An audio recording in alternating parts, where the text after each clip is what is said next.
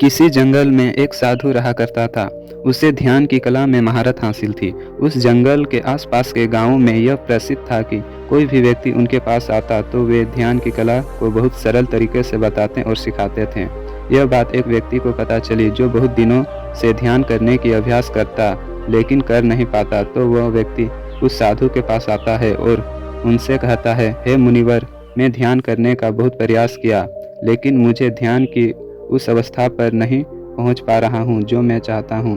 आप ही बताइए मुनिवर, मैं इसके लिए क्या कर सकता हूं? साधु मुस्कुराते हैं और उस व्यक्ति से कहते हैं, यदि तुम सांसारिक जीवन में कुछ भी पाना चाहते हो तो वह कठिन परिश्रम करने से ही प्राप्त हो सकती है, क्योंकि तुम जानते हो कि उस कार्य को करने के लिए क्या करना होगा, कैसे होगा और भिन्न भिन्न योजनाएं बना सकते हो।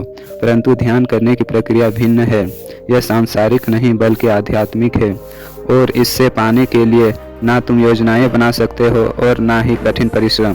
तो वह व्यक्ति कहता है, इसके लिए क्या कर सकते हैं?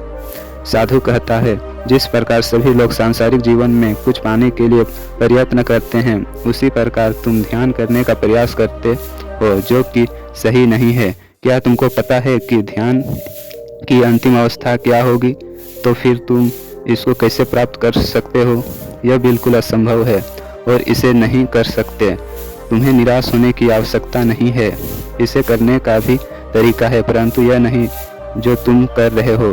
फिर वह साधु कहता है, जब तुम ध्यान करने बैठो तो उस समय तुम्हारे मन में किसी भी चीज़ की लालसा नहीं होनी चाहिए, यहाँ तक कि अंतिम अवस्था क्यों ना हो।